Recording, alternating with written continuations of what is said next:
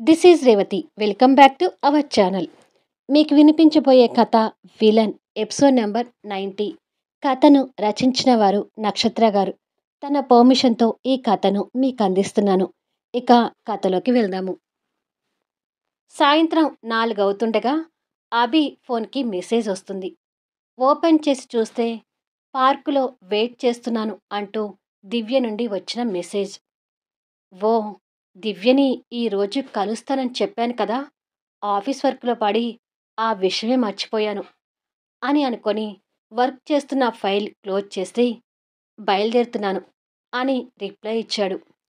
పార్కులో ఉన్న దివ్య ఆ మెసేజ్ చూసి ఇంకా బయలుదేరే దగ్గరే ఉన్నాడా ఛ అని అనుకుంది. అభి బయలుదేరబోతుండగా సంజన ఫైల్ పట్టుకొని లోపలికొచ్చి ఎక్కడికి అభి అని అడిగింది. అది సంజన, నాకు బయట కొంచెం పనుంది. ఈ ఫైల్ అర్జెంట్ కాదు కదా, రేపు మార్నింగ్ వచ్చి చూస్తానులే, ఆ టేబుల్ మీద పెట్టి వెళ్ళు అంటూ అభి ఆన్సర్ కూడా ఫాస్ట్గా చేసి అంతే ఫాస్ట్గానే క్యాబిన్ నుండి బయటికి వెళ్ళిపోయాడు.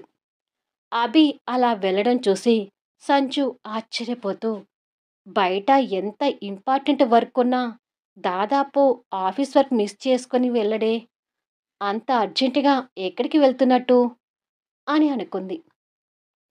పార్కులో దివ్య కోపంగా వెయిట్ చేస్తుంటే అభి తన వెనుకగా వెళ్ళి బౌ అంటూ తన్ని దడిపించాడు. దాంతో దివ్య ఒక్కసారిగా ఉలిక్కిపడి వెనక్కి తిరిగి ఆ అభిని చూసి తుతు అంటూ భుజం సర్దుకొని నిన్ను అంటూ చిరుకోపంతో అభిని కొట్టబోతుంటుంది. అభి నవ్వుతూ తన చేయి పట్టుకొని మీదకి గుంజుకున్నాడు. తనని అలాగే పట్టుకొని ఆ గడ్డిలో పడ్డాడు. దాంతో దివ్య వెళ్ళి అభి ఛాతి మీద సైటిగా వాలి పడుతుంది.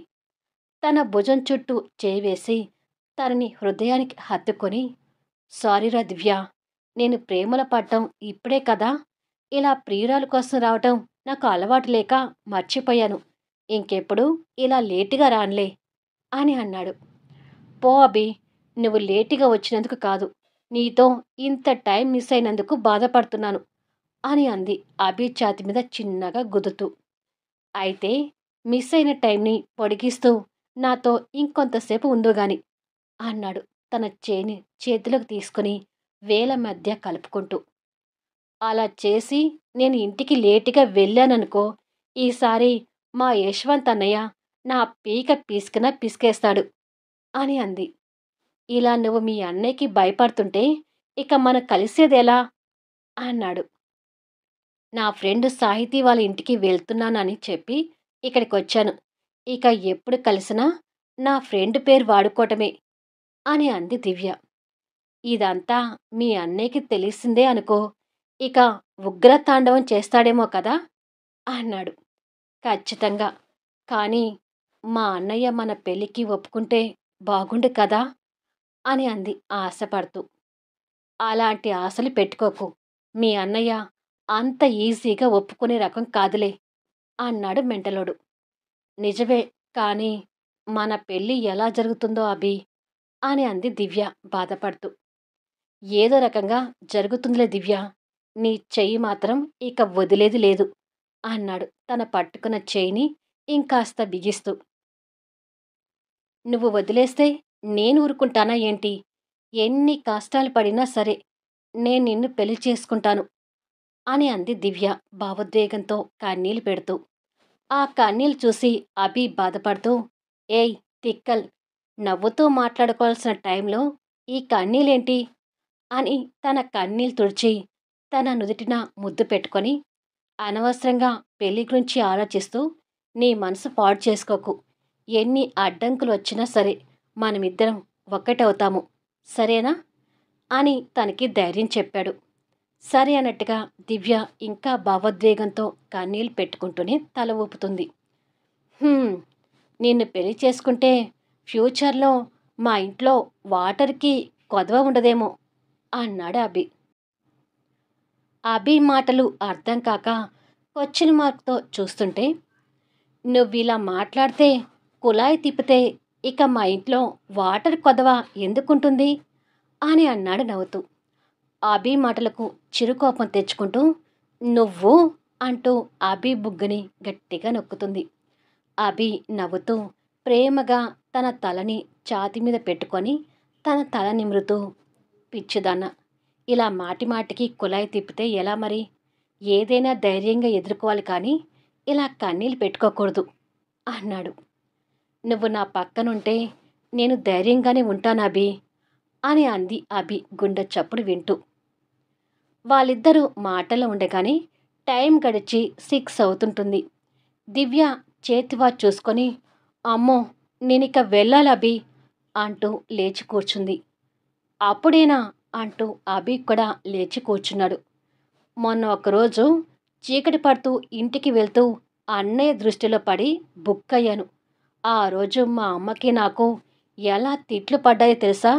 అమ్మో ఇప్పుడు అమ్మ కూడా మా అన్నయ్యకి భయపడి నాకు తెగ ఆంక్షలు పెడుతుంది. త్వరగా ఇంటికి రాకపోతే నా కాలు విరగొడతానన్నది. ఇక నేను వెళ్ళాలి అని అంది దివ్య. అప్పుడే వెళ్తాననేసరికి అభి కొంచెం బాధపడుతూ తన చేయి పట్టుకొని మళ్ళీ రేపు ఇక్కడే కలుద్దాం అన్నాడు. సరే అభి, కాకపోతే నువ్వు ఆఫీస్ నుంచి కొంచెం ఎర్లీగా రావడానికి ప్రయత్నం చెయ్యి అని అంది. అసలు ఆఫీస్ టైమింగ్స్లో నేను బయటికి రాను దివ్య, కానీ నీ వల్ల ఇక తప్పదు. సరేలే, రేపటి నుంచి నేను ఎర్లీగా వస్తానులే అన్నాడు. ఇక నేను వెళ్తాను అని దివ్య లేచి నిలబడితే నేను డ్రాప్ చేస్తాను పదా అన్నాడు అభి కూడా లేస్తూ. నువ్వు డ్రాప్ చేయటం మా ఇంట్లో ఎవరైనా చూస్తే ఇంకేమైనా ఉందా అంది దివ్య భయపడుతూనే. ఎవరు చూడకుండా డ్రాప్ చేస్తానులే అన్నాడు అభి. రిస్క్ వద్దు అభి, నేను ఆటోలో వెళ్తాను అని చెప్పి ఇద్దరు పార్క్ నుంచి బయటకు వస్తుంటారు. అభి దివ్యని ఆటో ఎక్కించి ఇంటికి వెళ్ళగానే నాకు మెసేజ్ పెట్టు అన్నాడు. మెసేజ్ కాదు, వీలైతే ఫోన్ కాల్ చేస్తాను, ఫోన్ దగ్గర పెట్టుకో అని చెప్పి దివ్య వెళ్ళిపోయింది. ఇలా చాటుగా ప్రియురాల్ని కలవాలన్నా కూడా ఒక థ్రిల్లింగ్ ఉంది.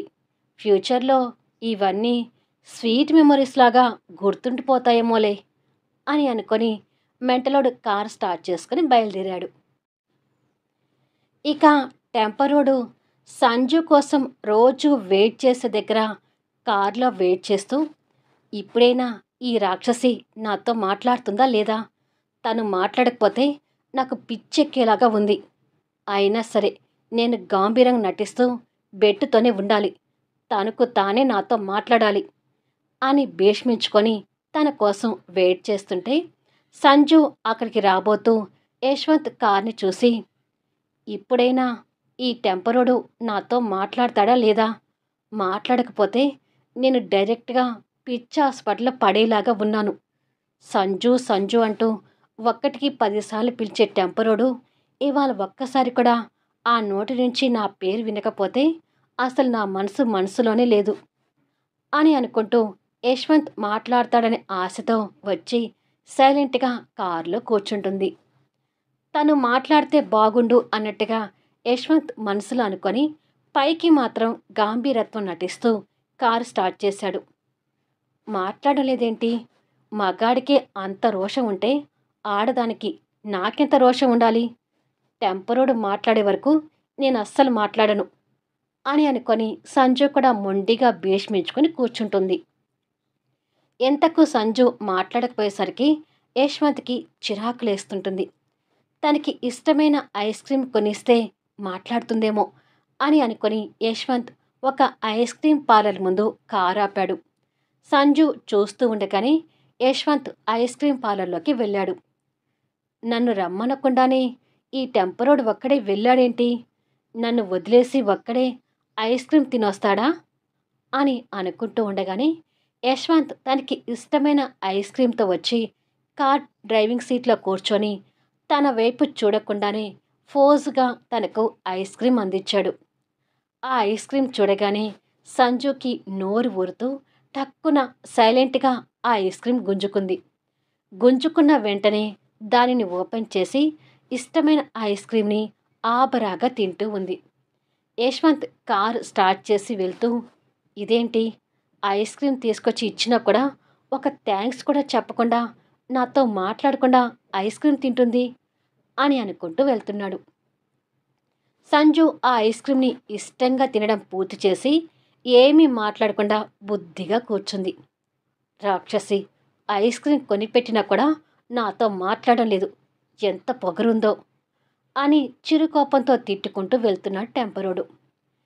ఇక తింగరుడి గురించి చూద్దాం. ఫ్రూట్స్ మార్కెట్లో రకరకాల ఫ్రూట్స్ తీసుకొని ఫ్రూట్స్ కవర్స్ని కారులో పెట్టి స్టార్ట్ చేసి బయలుదేరాడు ఆదిత్య. ఆ కార్ స్వాతి ఉంటున్న హౌస్కి కాస్త దగ్గరలో ఆగింది. తన హౌస్ ముందు ఏదో రోడ్డు రిపేర్ చేస్తుంటే కార్ని ఓ పక్కగా ఆపి, పాపం వాళ్ళ హౌస్ వదిలేసి జాబ్ కోసం ఇక్కడ ఒంటరిగా ఉంటుంది కదా, జ్వరంతో ఉదయం నుంచి ఎలా బాధపడుతుందో ఏంటో అని అనుకొని తన మీద జాలిపడుతూ మోయలేనంతగా ఫ్రూట్స్ కవర్స్ని 2 చేతులతో పట్టుకొని స్వాతి ఇంటి ఆవరణలోకి వచ్చాడు. తొంగి చూసేసరికి హాల్లో ఎవ్వరూ కనిపించరు. లోపల ఉందేమో అని అనుకొని హాల్లోకి వచ్చి బెడ్రూమ్ వైపుకి వెళ్ళబోయేసరికి ఏవో మాటలు వినిపిస్తూ అక్కడే చాటుగా ఆగిపోయాడు. కోపంతో కాస్త లోపలికి తొంగి చూసేసరికి స్వాతి బెడ్కి ఆనుకొని కూర్చొనుంటే తనకి కాస్త దూరంలో రాహుల్ చైర్లో కూర్చొని తన ఆరోగ్యం గురించి మాట్లాడుతూ ఉన్నాడు. మళ్ళీ నెక్స్ట్ వీడియోలో కలుద్దాం. ఇప్పుడు ఆదిత్య రియాక్షన్ ఏంటి? లోపలికి వెళ్తాడా లేదా? ముగ్గురు జంటల మధ్య ఆసక్తికరంగా సాగే వీడియోస్ని మిస్ కాకుండా చూడండి. కథ నచ్చితే దయచేసి లైక్ చేయండి, కామెంట్ షేర్ చేయండి, సబ్స్క్రైబ్ చేసుకొని ఛానల్ షేర్ చేస్తూ సపోర్ట్ చేయండి. Thanks for listening.